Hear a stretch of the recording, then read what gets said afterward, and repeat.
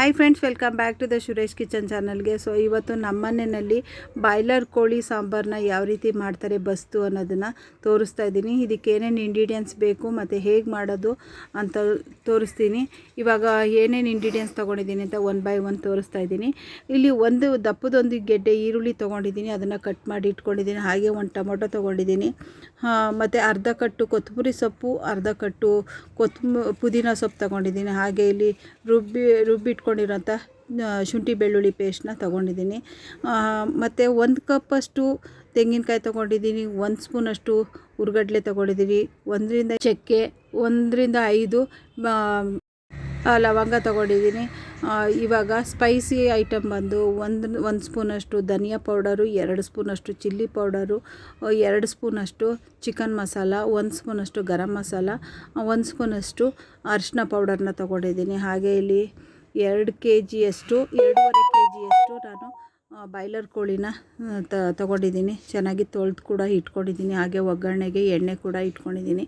ಇವಾಗ ಮೊದಲಿಗೆ ನಾನು ರುಬ್ಕೊಳ್ಳೋದಕ್ಕೆ ಕೊತ್ತಂಬರಿ ಸೊಪ್ಪು, ಪುದೀನ ಸೊಪ್ಪು, 1 ಟೊಮೊಟೊ ಮತ್ತು ಈರುಳ್ಳಿ, ಶುಂಠಿ ಬೆಳ್ಳುಳ್ಳಿ ಪೇಸ್ಟ್, ಇದು 4 ಸಪ್ರೇಟ್ ರುಬ್ಕೊಬೇಕು. ಇವಾಗ ಹಾಗೆಯೇ ತೆಂಗಿನಕಾಯಿ, ಕಡಲೆ, ಚಕ್ಕೆ, ಲವಂಗ, ಧನಿಯಾ ಪೌಡರು, ಚಿಲ್ಲಿ ಪೌಡರು ಮತ್ತು ಚಿಕನ್ ಮಸಾಲ, ಗರಂ ಮಸಾಲ, ಅರಿಶಿನ ಇದು ಸಪ್ರೇಟ್ ರುಬ್ಕೊಬೇಕು. ಇವಾಗ ನಾನು ಜಾರ್ ಒಳಗಡೆ ಕೊತ್ತಂಬರಿ ಸೊಪ್ಪು, ಪುದೀನ ಸೊಪ್ಪು, ಈರುಳ್ಳಿ, ಟೊಮೊಟೊ, ಶುಂಠಿ ಬೆಳ್ಳುಳ್ಳಿ ಪೇಸ್ಟ್ ಇದಿಷ್ಟನ್ನು ಹಾಕ್ಕೊಂಡು ರುಬ್ಬಿಟ್ಕೊಂಡು ಒಂದು ಬೌಲಲ್ಲಿ ಗ್ರೀನ್ ಪೇಸ್ಟ್ನ ಮಾಡಿಟ್ಕೊಂಡಿದ್ದೀನಿ, ನೋಡ್ತಾ ಇರ್ಬೋದು.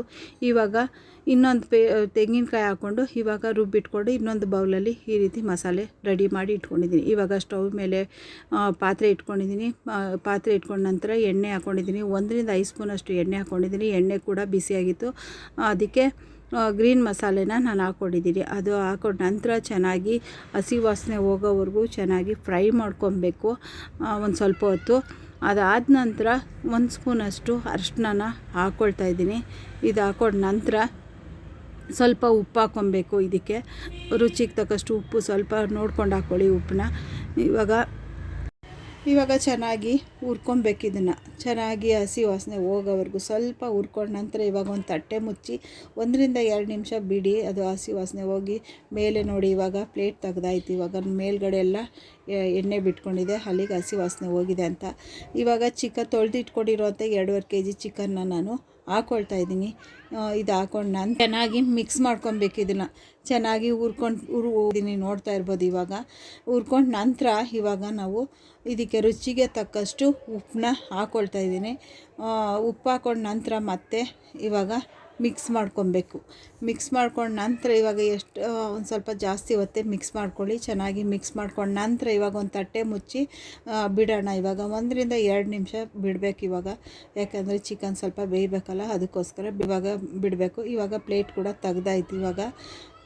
ಇವಾಗ ಮತ್ತೆ ತಳ ಹಿಡಿದ್ಬಿಡುತ್ತೆ ಅಂತ ಹೇಳ್ಬಿಟ್ಟು ನಾನು ಮಿಕ್ಸ್ ಮಾಡ್ಕೊಳ್ತಾಯಿದ್ದೀನಿ. ಇವಾಗ ಚೆನ್ನಾಗಿ ಮಿಕ್ಸ್ ಮಾಡ್ಕೊಂಡ ನಂತರ ನಾವು ಏನು ರುಬ್ಬಿಟ್ಕೊಂಡಿರ್ತೀವಿ ನೋಡಿ ಮಸಾಲೆನ, ಆ ಮಸಾಲೆನ ಇವಾಗ ನಮಗೆ ಸಾಂಬಾರಿಗೆ ಎಷ್ಟು ಬೇಕು ಅಷ್ಟು ನೋಡಿಕೊಂಡು ಮಸಾಲೆನ ಹಾಕ್ಕೋಬೇಕು. ಇವಾಗ ನಾನು ಮಸಾಲೆನೇ ಹಾಕ್ಕೊಂಡಾಯಿತು. ಇವಾಗ ಇದಕ್ಕೆ ಬಿಸಿ ಮಾಡಿ ಇಟ್ಕೊಂಡಿರೋಂಥ ನೀರನ್ನ ಹಾಕ್ಕೊತಾ ಇದ್ದೀನಿ. ಇದು ಹಾಕ್ಕೊಂಡ ನಂತರ ಮತ್ತೆ ಒಂದು ಸಲ ಮಿಕ್ಸ್ ಮಾಡ್ಕೊಬೇಕು. ನೀರು ಕಮ್ಮಿ ಆಯಿತು, ಅದಕ್ಕೆ ನೀರು ಮತ್ತೆ ಹಾಕ್ಕೊಂಡೆ ಮಿಕ್ಸ್ ಮಾಡ್ಕೊಳ್ತಾಯಿದ್ದೀನಿ. ಇವಾಗ ಮಸಾಲೆ ಹಾಕಿದ ನಂತರ ಚೆನ್ನಾಗಿ ಮಿಕ್ಸ್ ಮಾಡ್ಕೊಬೇಕು. ಇವಾಗ ಸಾಂಬಾರು ಸ್ವಲ್ಪ ಗಟ್ಟಿ ಇತ್ತು, ಅದಕ್ಕೋಸ್ಕರ ನಾನು ಮತ್ತೆ ನೀರು ಹಾಕ್ಕೊಂಡಿದ್ದೀನಿ. ಇವಾಗ ನೋಡ್ತಾ ಇರ್ಬೋದು, ಕೋಳಿ ಸಾಂಬಾರು ಯಾವಾಗಲೂ ತೆಳುವಾಗಿರಬೇಕು, ಗಟ್ಟಿನೂ ಇರಬಾರ್ದು, ತೆಳುನೂ ಇರಬಾರ್ದು, ಮೀಡಿಯಮ್ ಆಗಿರಬೇಕು. ಇವಾಗ ನಾನು ಮತ್ತೆ ಉಪ್ಪು ಕಮ್ಮಿ ಆಗಿತ್ತು, ಅದಕ್ಕೋಸ್ಕರ ನಾನು ಉಪ್ಪು ಹಾಕ್ಕೊಂಡಿದ್ದೀನಿ. ಮತ್ತು ಉಪ್ಪು ಹಾಕಿದ ನಂತರ ಒಂದು ಮಿಕ್ಸ್ ಮಾಡಿಬಿಟ್ಟು ತಟ್ಟೆ ಮುಚ್ಚಿ ಚಿಕನ್ ಚೆನ್ನಾಗಿ ಬೇಯೋದಕ್ಕೆ ಬಿಟ್ಬಿಡ್ಬೇಕು. ಇವಾಗ 1 ರಿಂದ 2 ನಿಮಿಷ ಬಿಡಬೇಕು. ಇವಾಗ ಚಿಕನ್ ನೋಡಿ ಬೇಯ್ತಾ ಇದೆ, ಸಾಂಬಾರು ಕೂಡ ಕುದೀತಾ ಇದೆ. ಇವಾಗ ಚಿಕನ್ ಬೆಂದಿರುತ್ತೆ. ಮಿಕ್ಸ್ ಮಾಡ್ಕೊಬೇಕು, ಯಾಕಂದರೆ ಮಸಾಲೆ ಎಲ್ಲ ಹಾಕಿರೋದ್ರಿಂದ ತಳ ಹಿಡ್ದು ಬಿಡುತ್ತೆ, ಅದಕ್ಕೋಸ್ಕರ ಮಿಕ್ಸ್ ಮಾಡ್ಕೊಬೇಕು. ಒಂದು ಸ್ವಲ್ಪ ಮಿಕ್ಸ್ ಮಾಡ್ಕೊಂಡ ನಂತರ ಪಕ್ಕದಲ್ಲೇ ನಾನು ಸ್ಟವ್ ಮೇಲೆ ಒಂದು ಸ್ಟವ್ ಆನ್ ಮಾಡಿಕೊಂಡು ಬಾಣಲಿ ಇಟ್ಕೊಂಡಿದ್ದೆ. ಇವಾಗ ಬಾಣಲಿ ಕೂಡ ಬಿಸಿಯಾಗಿದೆ, ಅದಕ್ಕೆ 1 ರಿಂದ 3 ಸ್ಪೂನಷ್ಟು ನಾವು ಎಣ್ಣೆ ಹಾಕ್ಕೊಬೇಕು. ಎಣ್ಣೆ ಹಾಕಿದ ನಂತರ ಎಣ್ಣೆ ಬಿಸಿ ಆದ ನಂತರ ನಾವು 1 ಈರುಳ್ಳಿ ತಗೊಂಡಿದ್ದೆ, ಅದನ್ನು ಕಟ್ ಮಾಡಿ ಇಟ್ಕೊಂಡಿದ್ದೆ. ಕಟ್ ಮಾಡ್ಕೊಂಡಿದ ನಂತರ ಇವಾಗ ಎಣ್ಣೆ ಬಿಸಿಯಾಗಿದೆ. ಇವಾಗ ಈರುಳ್ಳಿ ಕೂಡ ನಾನು ಹಾಕಾಯ್ತು. ಇವಾಗ ಹಾಕಿದ ನಂತರ ಅದು ಚೆನ್ನಾಗಿ ಸ್ವಲ್ಪ ಫ್ರೈ ಮಾಡ್ಕೊಬೇಕು ಈರುಳ್ಳಿನ. ಈರುಳ್ಳಿ ಸ್ವಲ್ಪ ಚೆನ್ನಾಗಿ ಫ್ರೈ ಆದ ನಂತರ ಸ್ವಲ್ಪ ಕರಿಬೇವು ಹಾಕ್ಕೊಬೇಕು. ಕರಿಬೇವು ಹಾಕಿದ ನಂತರ ಮತ್ತೆ ಫ್ರೈ ಮಾಡ್ಕೊಬೇಕು ಅದನ್ನು.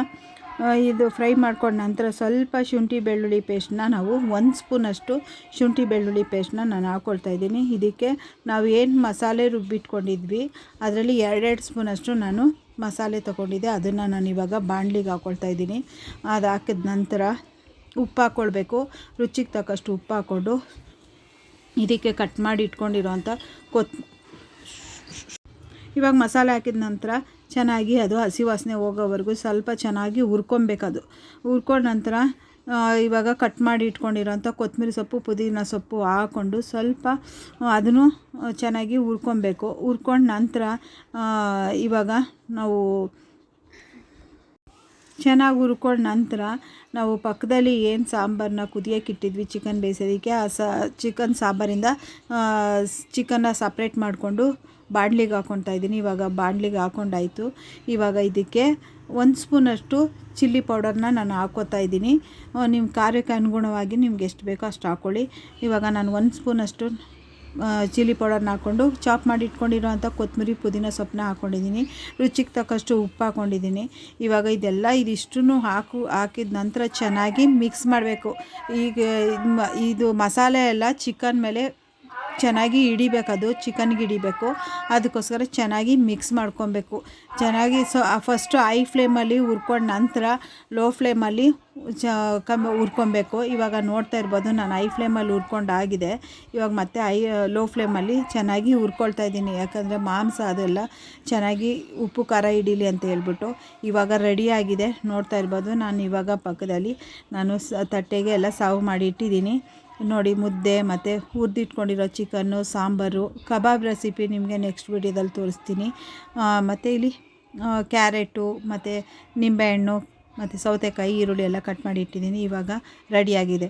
ಸೊ ಈ ವಿಡಿಯೋ ನಿಮ್ಗೆ ಇಷ್ಟ ಆಗಿದರೆ ಲೈಕ್ ಮಾಡಿ, ಶೇರ್ ಮಾಡಿ, ಕಮೆಂಟ್ ಮಾಡಿ, ಮರಿದೇನೆ ಸಬ್ಸ್ಕ್ರೈಬ್ ಮಾಡ್ಕೊಳ್ಳೋದನ್ನು ಮರಿಬೇಡಿ. ಪ್ಲೀಸ್ ಸಬ್ಸ್ಕ್ರೈಬ್ ಮಾಡ್ಕೊಳ್ಳಿ, ಪ್ಲೀಸ್ ಸಪೋರ್ಟ್ ಮಾಡಿ ಅಂತ ಕೇಳ್ಕೊಳ್ತೀನಿ ಫ್ರೆಂಡ್ಸ್. ಈ ವಿಡಿಯೋನ ನೀವು ಆದಷ್ಟು ನಿಮ್ಮ ರಿಲೇಟಿವ್ಗೆ, ಫ್ರೆಂಡ್ಸ್ಗೆ ಎಲ್ಲರಿಗೂ ಶೇರ್ ಮಾಡಿ ಅಂತ ಕೇಳ್ಕೊಳ್ತೀನಿ. ಸೊ ಮನೆ ಮಗಳು ಅಂತ ಹೇಳಿ ನನ್ನನ್ನು ಬೆಳೆಸಿ ಅಂತ ಕೇಳ್ಕೊಳ್ತೀನಿ. ಪ್ಲೀಸ್ ಸಪೋರ್ಟ್ ಮಾಡಿ ಅಂತ ಕೇಳ್ಕೊಳ್ತೀನಿ. Thank you so much.